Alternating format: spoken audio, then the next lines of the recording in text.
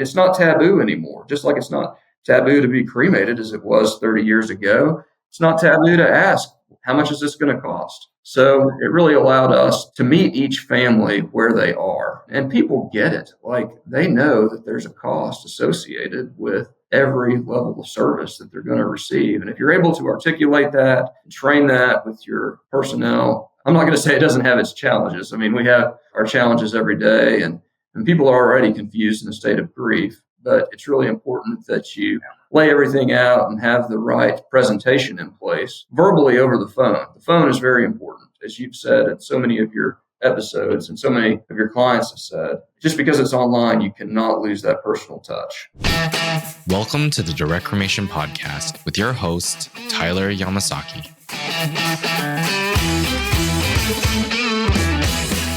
Hi, thank you for joining us on the Direct Cremation Podcast. I'm your host, Tyler Yamasaki, CEO of Parting Pro, the #1 online arrangement platform. If you like the content, please give us a like, subscribe, turn on notifications, and leave a comment. So today's guest started his death care career from scratch as a first-generation funeral director. After starting at a modest family-owned funeral home right out of school, he has since grown his career to owning not only his own full-service funeral home, but also his own successful and growing cremation brand. His journey is inspiring when you hear how you add focus, hard work, a strong vision, and entrepreneurial risk to achieve the success that he has in death care. Please welcome today's guest, owner of Bixby, South Tulsa Funeral Service, and also Rivercrest Cremation, Christopher Teel. Hey, Chris. Thanks a lot, Tyler. It's good to be on here. Yeah, thanks for joining me. So I want to get started. You weren't born into the business. You don't have family ties. You just went to school and, let's hear that journey. Sure. Well, I grew up, I'm truly an Okie from Muskogee, if you've ever heard the Merle Haggard song. Grew up in a town just east of Tulsa, about 45 miles, Muskogee, Oklahoma. And I grew up down the street from the Foster family, who owned and operated Foster Petering Funeral Home. I always held them in high regard. They were true professionals. And it was when I was a sophomore at the University of Arkansas, pre-law major, took the LSAT and spoke to a few attorneys that were starving to death at the time, and quite frankly just talked me out of accumulating all of this student loan debt from going to law school. And that was back when you had to go down to the library to get on the internet, started researching different industries, and I came across the funeral profession and immediately thought about the Fosters that I grew up down the street from. My mom made a phone call to the Foster family, and next thing I know, I had a job that summer working for Foster Petering Funeral Home back in Muskogee. And I knew within a couple of weeks, this is what I wanted to do. It was an easy transfer over to the University of Central Oklahoma in Edmond. And a year later, I had my funeral director and embalmer's license. Wow. You're actually not the first guest I've had. I've actually had quite a few that went the law route. They were going to be lawyers. That was their plan. And then they moved over to being funeral directors and end up being owners. Do you feel like there's a connection there, or is that just... I have. I've heard a guest or two on your podcast that's kind of had a similar story. Don't really know what the connection is, other than I guess a lot of lawyers also wear suits and drive Cadillacs every day. But there definitely does seem to be a connection. And Dr. Gary Sokol, one of my professors at UCO, was an attorney as well as a licensed embalmer and funeral director. There's certainly, a lot of legalities involved in making death care arrangements. So it's good to have that background. My favorite professor in mortuary school, Dr. Larry Morgan, was a practicing attorney in Oklahoma and still is to this day. We call him from time to time. He taught mortuary jurisprudence as well as statutory law in the state of Oklahoma. But definitely a connection there. Nice. So I kind of want to go a little bit through your career because I do think it kind of shapes who you are today. I obviously know a little bit more about you, and we'll get into, what I think differentiates you a little bit from competitors, counterparts, colleagues, whatever you want to call them. But, you, after working in the funeral home a little bit, you were kind of introduced onto the pre-need side, which is kind of like a heavier sales side of things. Can you talk about salesmanship in the funeral home and how you view that?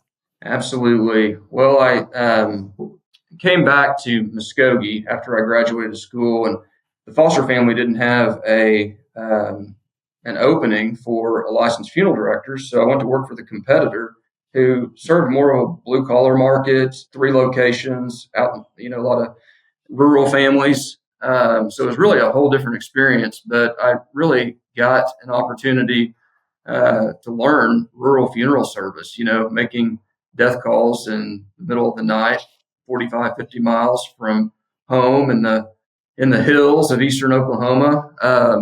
And had a good opportunity I knew I wanted to become a funeral home owner, and this particular firm allowed me to enter an MBA program at Northeastern State University in Tahlequah, Oklahoma. And 3 years later, I completed my MBA and, realized really quickly that it was going to take a lot of capital as I learned how to write a business plan and become an owner. And at, 23 years of age, it was pretty tough to go to a bank and have them take you seriously. Got a job offer to move to Tulsa, working with the largest family-owned funeral home in Oklahoma. Worked there as a director for almost 3 years. I worked primarily in the arrangement room and got a lot of opportunity meeting with at-need families. Really enjoyed the arrangement aspect of it, and I just knew sales. The presentation. I really believe in what we do as funeral professionals, and sales was becoming more and more a part, and revenue generation for the funeral home as a business was becoming increasingly important. And I was attending a convention in Las Vegas, and a National Funeral Directors Convention. And I remember a lady by the name, I've never met her to this day, but I was in the back row. I learned a presentation by Batesville Casket Company. Nectar Ramirez was her name. And she had this GRASP presentation, which it's an acronym: gain their trust, reflect on a life well lived, assume that they're going to have a service, select the containers both before and after the cremation, and personalize. And I just started implementing that and having a great deal of success in the arrangement room. But I wasn't making the income as a funeral director and preserving the capital that I need to one day become an owner. And when the opportunity arose to enter the sales side of the business, actually, the Pre-Need Company of America, Precoa, they were at that time Lincoln Heritage Funeral Planning, had just signed on the firm that I was working for, and I had the opportunity to get involved on the sales side. They were struggling with pre-need and just went gangbusters from day one.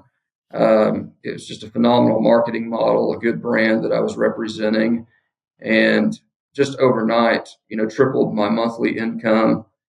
Pretty soon quadrupled, and over the course of 7 to 8 years, had the opportunity to lead a very successful pre-need initiative here in the Tulsa metropolitan market. Nice. Would you say that the sales experience that you gained doing that, besides the financial side of it, which I'm sure helped as well, but do you feel like that kind of influenced some of the success that you've had today with your brands? Absolutely. I mean, it gave me a lot of good foresight. This traditional funeral home that I was representing in Tulsa, and I eventually began representing other firms with Precoa throughout northeastern Oklahoma and helping, train other agents in those markets. I learned early on. I mean, back when I got in the funeral business in May of 2025, I've been a licensed funeral director 25 years in the state of Oklahoma. And I've seen the cremation rate go from under 10% 25 years ago to about 60% today, maybe even higher. Just visiting with reps and folks at the state level, agency level, the cremation rate, a lot of people now believe is maybe even 65, close to 70% in the state of Oklahoma. And I know that we're over 90% between our two brands. So that's some drastic shift in disposition choice there.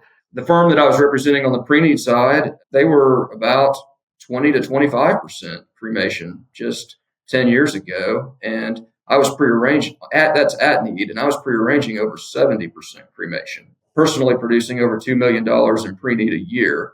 Wow. So they had a good reputation. The contract value was on the cremation side at that point still $4,500 to $5,000 on average. Lots of ceremony involved.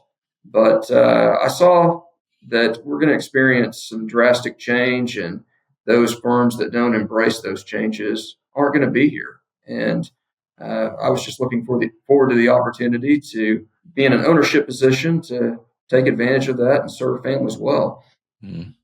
So I want to get into Rivercrest, which is your low cost, affordable, basically your cremation brand. I mean, we can call it however many people want to call it, but it is like your cremation brand that does serve families in that capacity, a little bit higher volume than we would say probably your more traditional brand. What was the thought behind creating that as opposed to keeping, just as an extension of your other traditional funeral home? Sure. Well, we wanted to differentiate the customer experience between the two brands and also the price list. I wanted a completely separate price list and a completely separate experience, not only ethically, but even legally from an FTC standpoint. I mean, there's, a lot of gray area there as to how a price list might be structured in order to serve families. Just having an online package on a traditional funeral home's general price list it can get muddy in a lot of areas. And fortunately, we have an event center that's second to none in the marketplace, chapel, reception room, full catering kitchen, that it's right next to our traditional funeral home. And it has a separate address. So we licensed our event center separately from our funeral home for our online cremation company. And we even have a room in the back that has the 5 caskets that satisfies that nobody ever goes to, but satisfies the state board requirements. Yeah. And it's a completely separate price list, but it does require that the arrangements be made digitally. And, we do have some service offerings above and beyond the direct cremation on that platform. And more families are upgrading to those arrangements because more and more families are price conscious. I mean, I'm seeing even families that are having ceremonies in the funeral home involved to some extent, in all demographics. People that I meet at my golf club to the most high-end retirement center here in Tulsa, even down to folks that just simply don't have the resources for a complete traditional funeral home, are price conscious. Even my good friends are calling me up on hospice care. Hey, Chris, what's this going to cost? So that's increasing, and it's not taboo anymore. Just like it's not taboo to be cremated as it was 30 years ago. It's not taboo to ask, how much is this going to cost?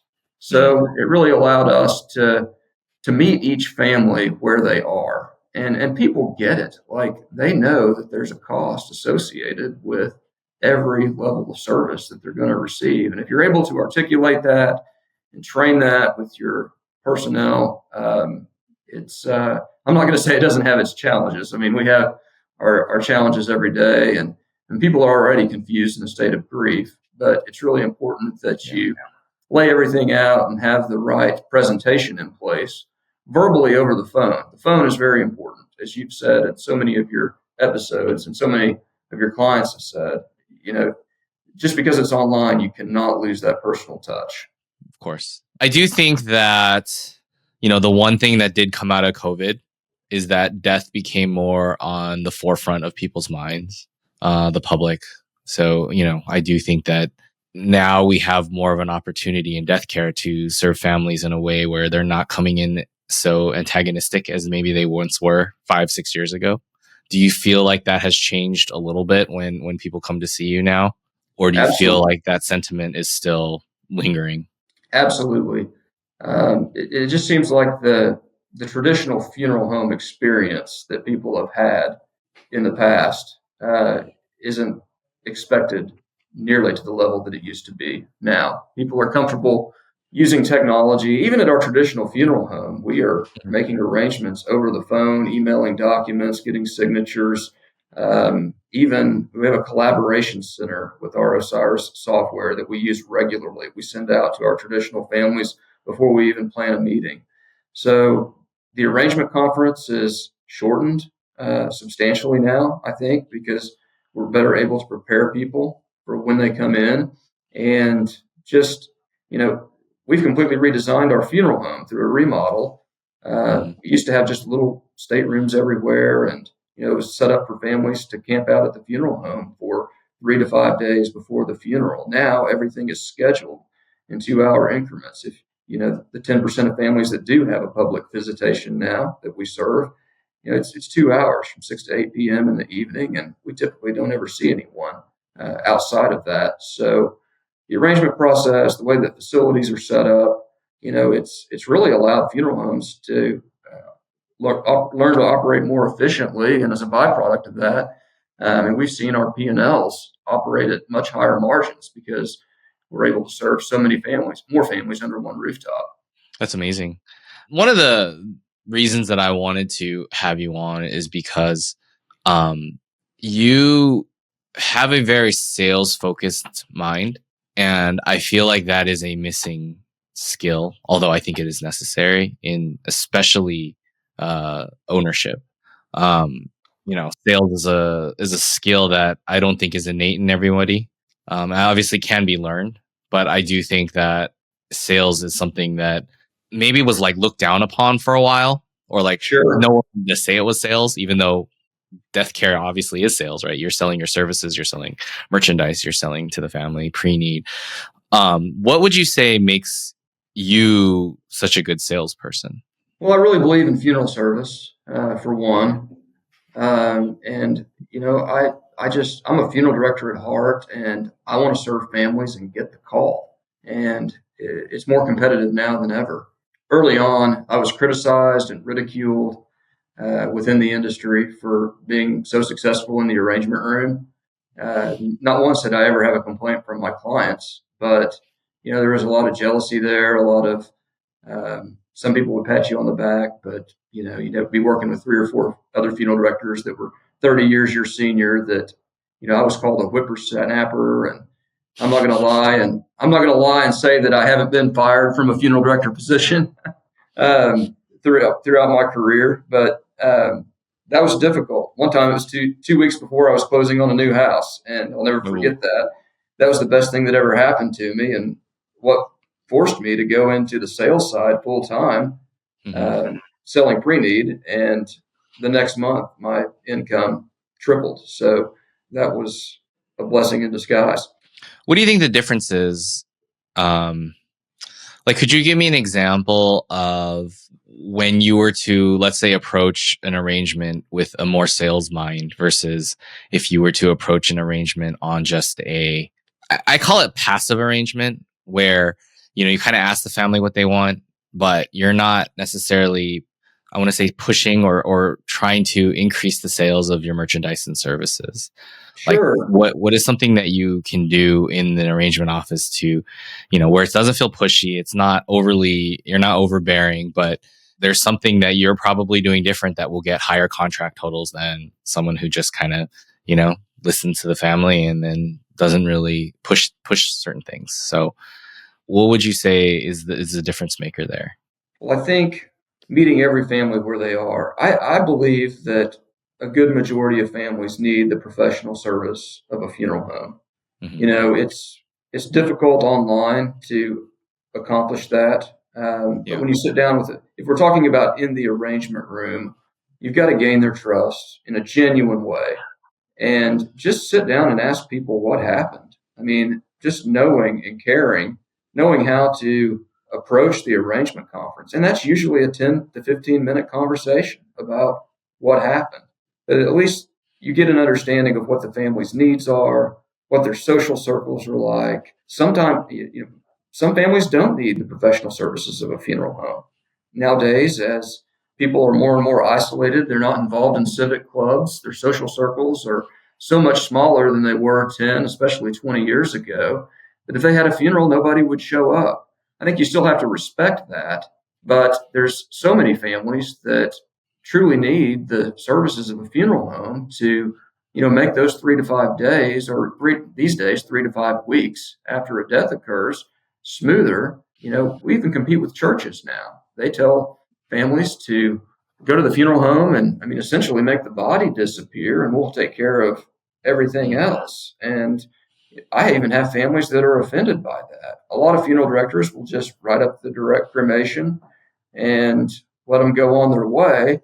But you got to take the time to have the conversation with that family and just communicate with them that, do you want the professionals to get this right, or do you want to depend upon the volunteers to do it?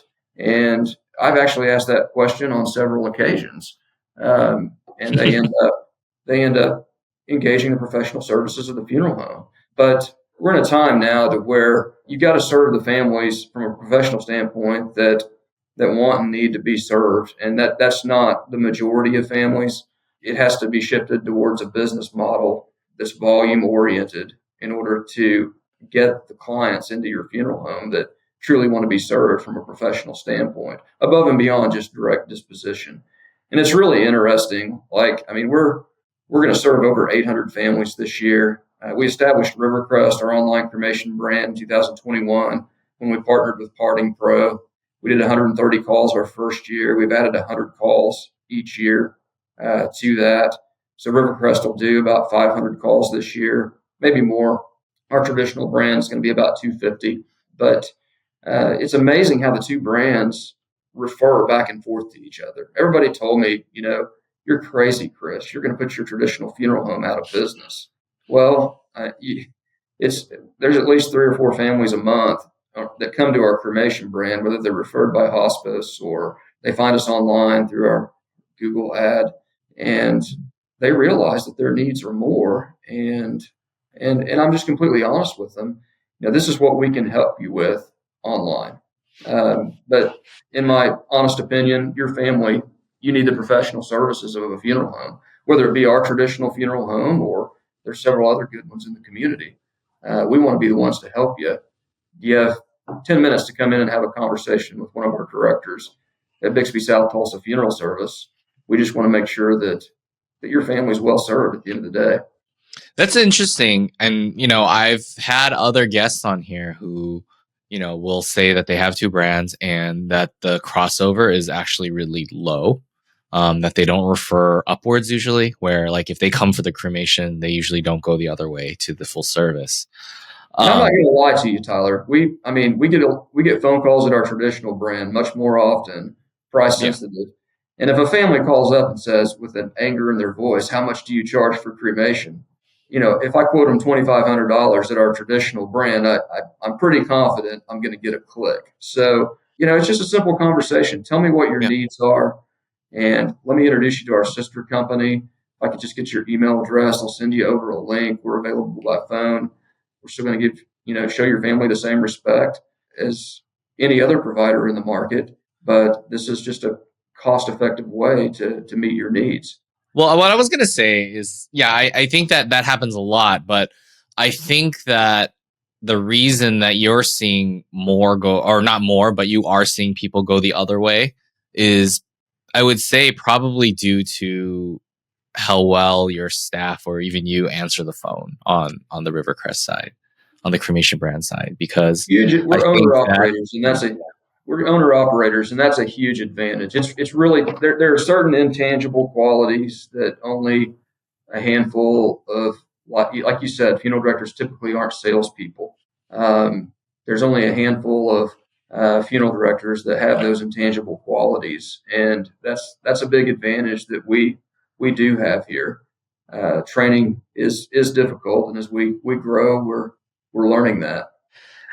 So one thing I want to ask you about your staff is your cremation brand staff completely separate from your full service staff, or do you kind of mix and mingle? Well, we're still small enough that we're mixing and mingling. I think when Rivercrest gets to 1,000 calls is when we're going to dispatch a completely separate team to handle that side of the business. Maybe sooner than that, maybe at 750. We're having those conversations now. But ultimately, the volume, we're adding 100 calls a year, and the volume is going to get to the point that it's going to require a completely separate team. Yeah. One thing that I like about you and that, I feel like is different about you is, I've known you for years now. And every year, we kind of talk, and your question to me is always like, how do I continue to grow? And I think that mentality is really necessary. I don't know if this is true, and this is all going to be anecdotal, but it feels like funeral homes now are either growing or they're shrinking. Like not a lot are maintaining and sitting in the middle comfortably. So you're seeing either ones continuing to grind, continuing to try to grow, or you see the other ones that are like losing and don't know what to do. Would you say that you always are looking for ways to grow, always for looking to ways to be big, or are you just maintaining and it's just growing naturally? Like, what is your drive on your day to day when you look at your businesses? Well, I am a sales guy, and my wife always tells me enough's never enough, and that's probably true. My business partner runs the operations of our company, so he kind of has to rein me. He and his wife they're both licensed funeral directors, Jody and Kara Green, and they're the best funeral directors I know. They run the operations of our company, and they have to rein me in a little bit as well, because we've got, at the end of the day, we've got to continue to generate those 5-star reviews like we do day in and day out. Mm-hmm. And making sure that you're growing at a healthy pace is of utmost importance. That's good. Yeah. I mean, there's always good to have that balance of the one that wants world domination and the other one says like, well, let's slow down there and let's do it in a more structured way. Sure. So how do you see the market going? Like, what are your initiatives for this year and next year, especially, I guess, next year for your two brands, the traditional side, and maybe we can talk about the cremation side after that. Yeah, I think, our cremation brand is just growing exponentially, right? I think it's going to continue to do so. The removal of people's loved ones at the time of death, I still believe, is the most important part of what we do as professionals, just because that's the first impression.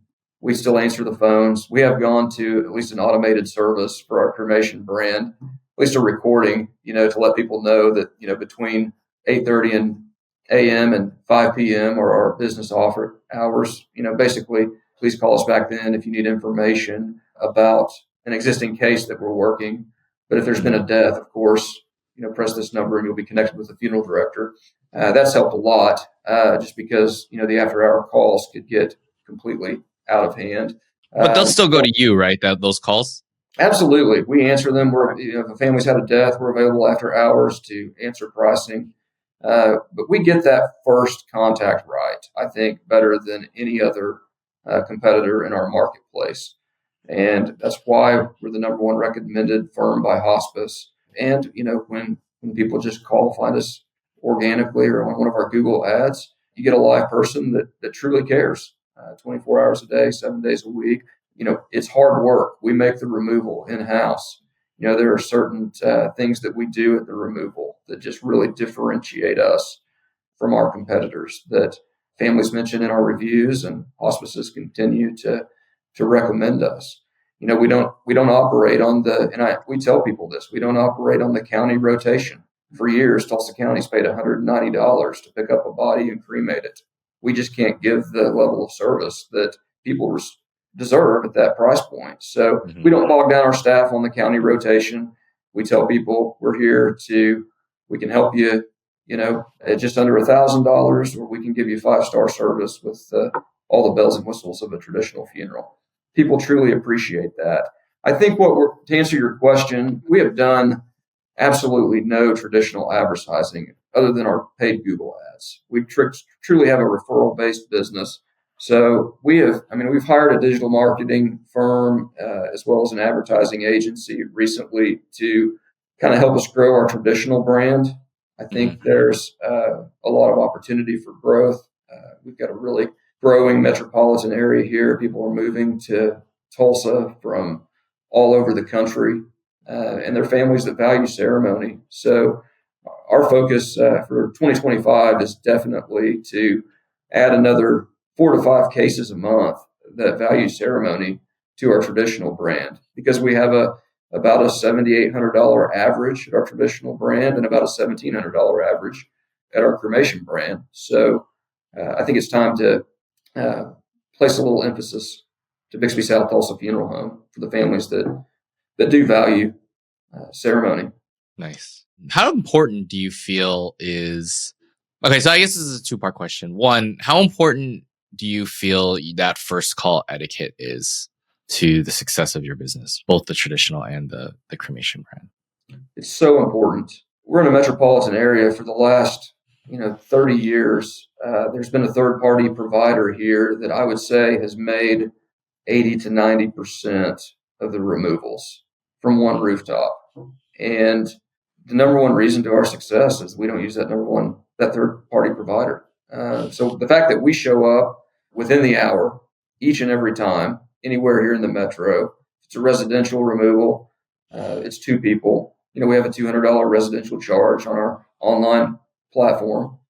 People get it. If they ask questions about it, if there's any hesitancy there, there's no way that one person can make a residential transfer safely or without, recruiting the help of your family or hospice or someone that's not qualified or trained to do it. So there's a cost of doing that. And people get it. I mean, we have a nice rose with a message to the family that we leave on the pillow. The bed's always made. Our staff always shows up, and in summertime, a golf shirt with the logo on it. Well-dressed, professional appearance, able to look the family in the eye and tell them that their loved one never leaves our care. And, what I would think growing up in the small town of Muskogee, Oklahoma, every funeral home does.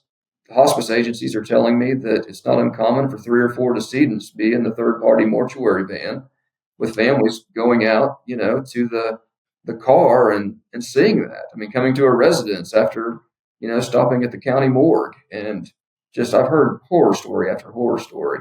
Can't underestimate the importance of showing up and taking care of business 24 hours a day. So are you the most affordable or cheapest in your area?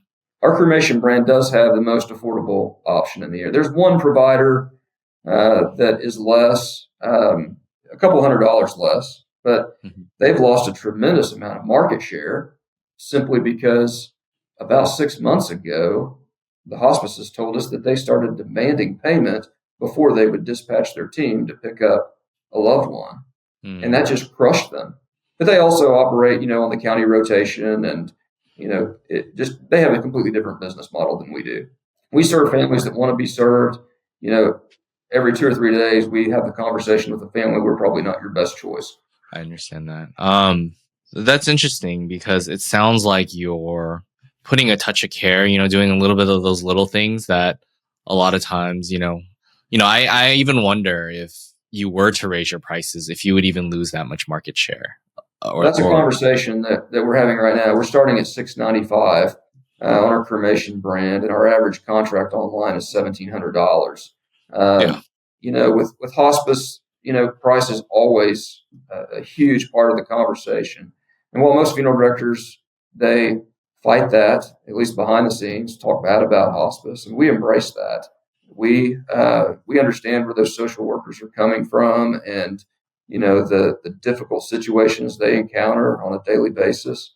And we really try to set up a platform to where we can meet that family where they are each and every time. And, you build a referral source with a certain organization and, they send you to 10 good families. If you've got a family that's only, has $300 or $400, you're going to help them. You can't bog down your entire organization serving those families, but you can always help them on a case-by-case basis. And in turn, the hospice organizations, they respect us too, because we've earned that respect, and they're not going to bombard us with families that, and some hospice organizations, we're not a good fit for. We don't market to them because they don't understand what it takes to provide what we do provide. But I have had several organizations recently tell me, you guys can go up on your prices and we're still going to recommend you. Yeah. Which is where I think not necessarily where you need to be, but like the thought of that and getting confirmation on that from like even hospice is like a huge stamp of approval and a testament to, I think, your services and how well liked you are and how much they trust that they can send a family your way and that you're going to take good care of them, regardless of if you're the cheapest or not.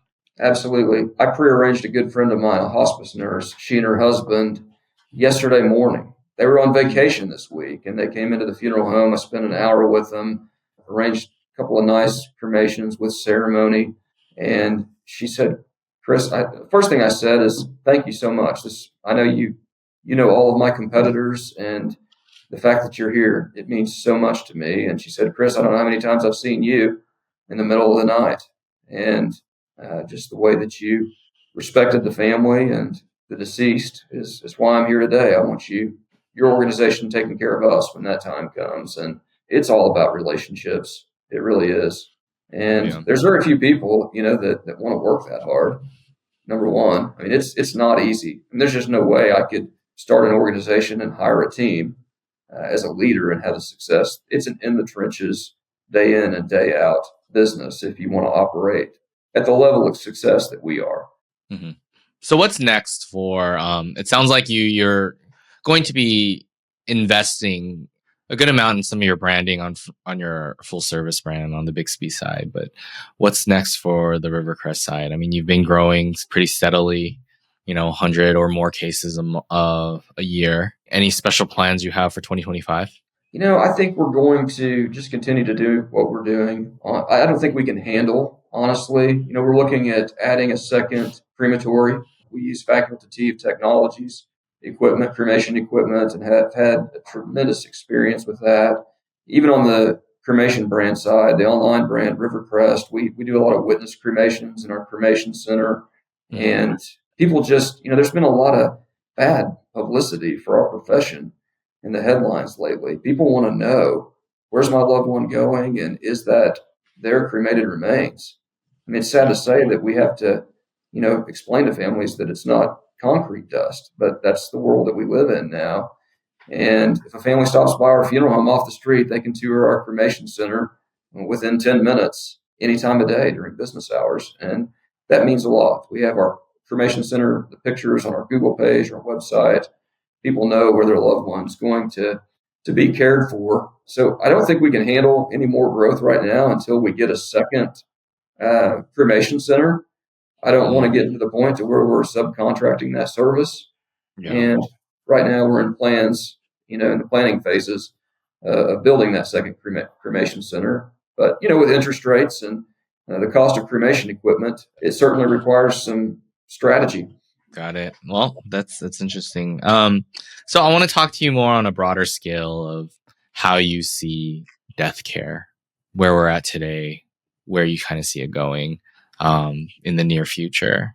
Do you see any major shifts that are going to continue in the next couple of years?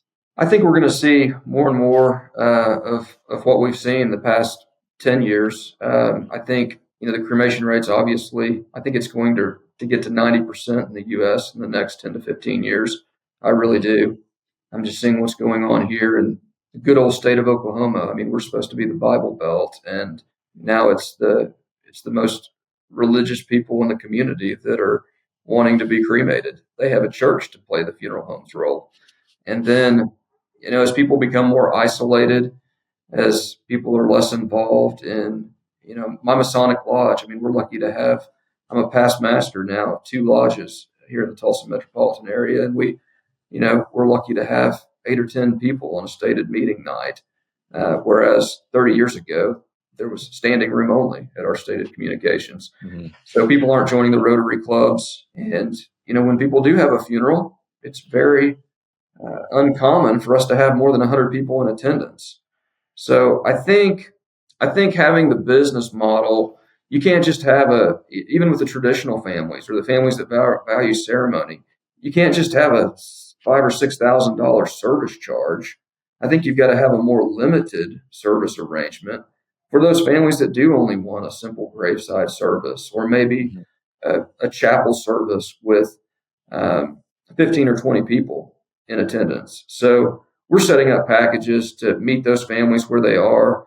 Like with our simple funeral package, you don't get the $150,000 Cadillac hearse. You get a Chrysler Pacifica.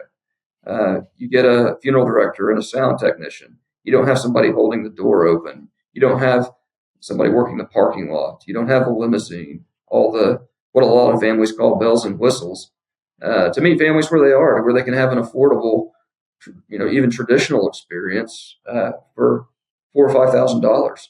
And I think the firms that aren't volume focused and able to meet every family where they are, or most every family where they are, that calls them are going to be closing their doors. Yeah, interesting. But I do want to talk to you about. I know you just kind of said that, but then you do have a full scale celebration center. We do. Next door. Can you tell me a little bit how you utilize that and kind of how that plays into your packaging? Sure, absolutely. Yeah.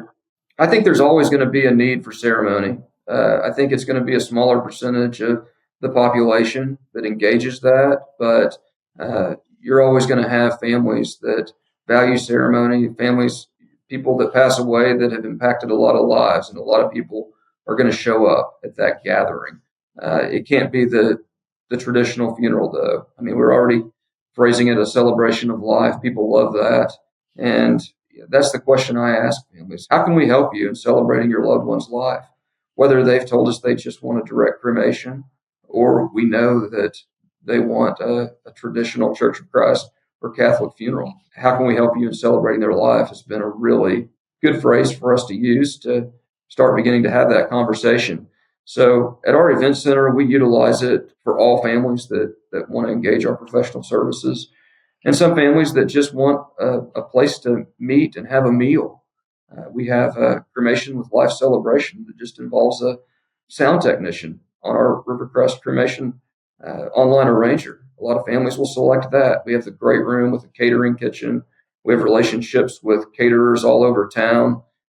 We do Mexican buffets, rib crib barbecue on a regular basis. We even have some higher end caterers that will provide a menu. If families really want to bring out the china, we have the facility that accommodates that.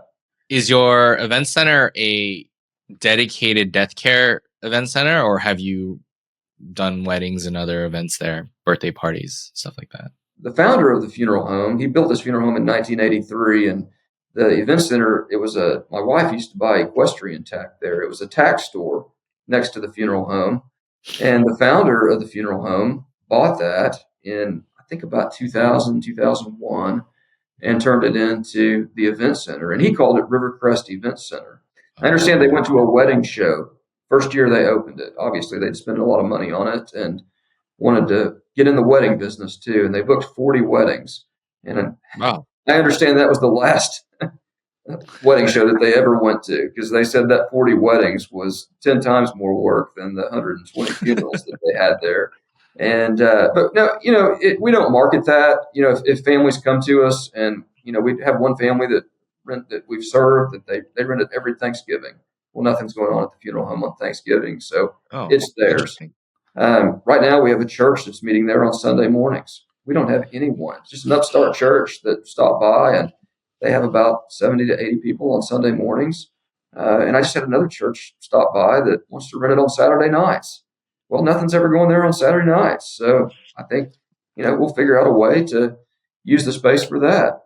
Well, I think what that kind of shows is that an event center, while you are using it for death care purposes, it doesn't need to be death care related, right? And it could probably go the other way too, where people start to think out of the box.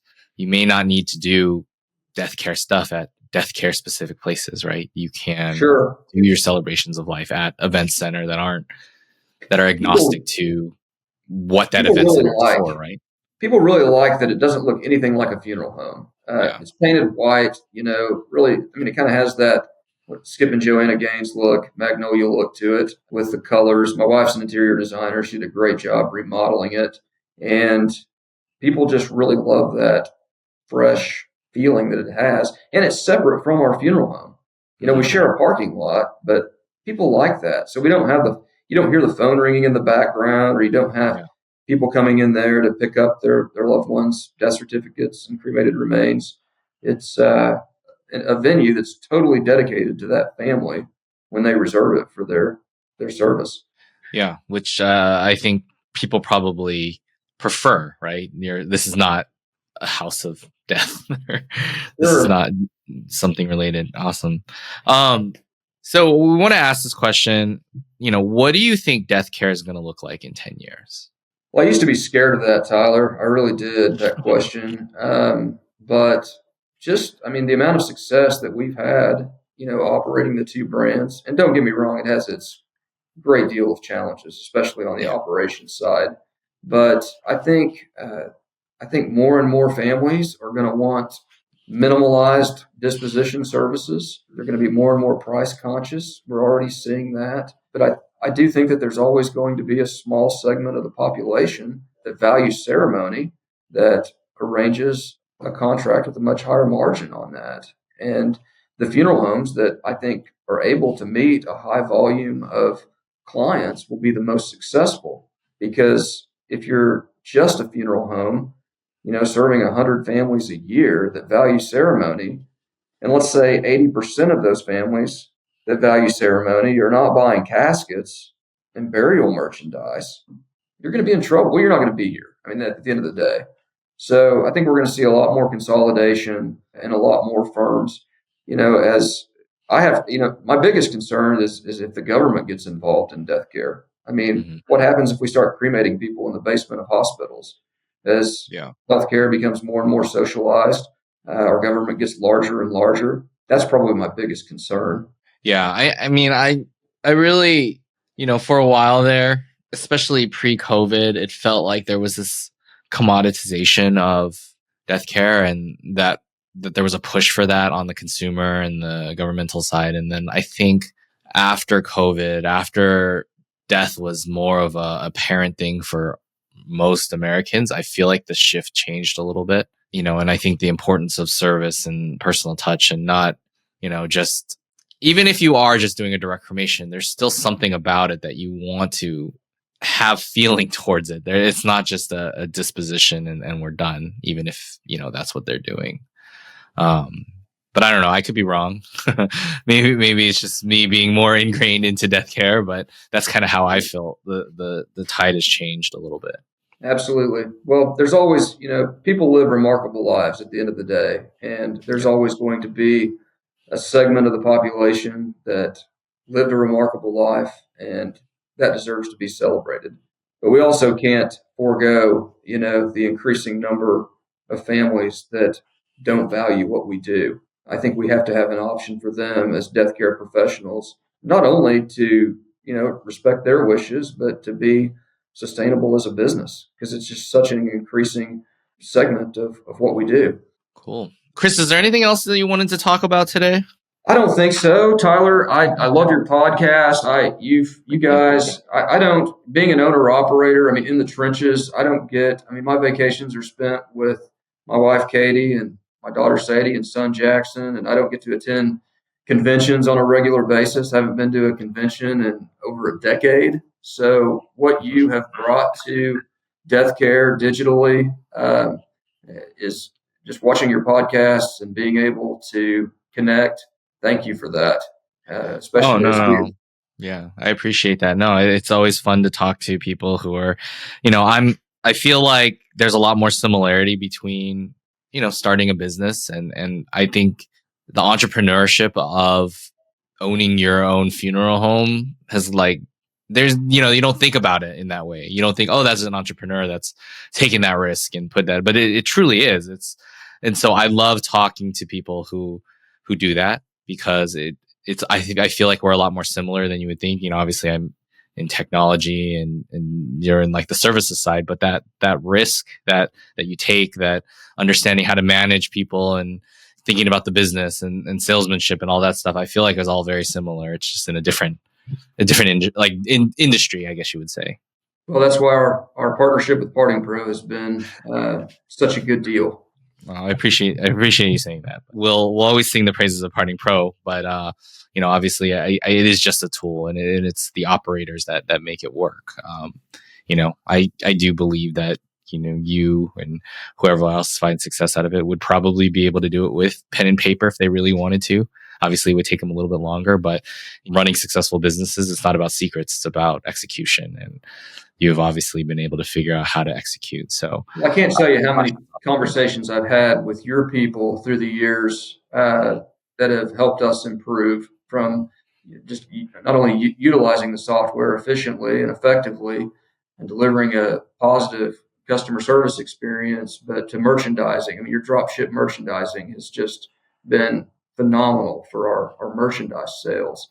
And families love your merchandise too. And I just to the point that, I mean, merchandising is something that I've always loved as, part of the sales, part of the business. And I've just turned it completely over to you guys. Like, you guys know what's working. You guys know what families are liking. You guys know what's going to be the most profitable in that space. And we have a ton of data. That's kind of what we were able to use, right? Data kind of gives you a undeniable, undisputable kind of evidence on what's going to sell. I'm actually going to have another podcast with Caroline coming up from Parting Pro, who runs our merchandising and who has even more stats for you that you may be able to utilize in your.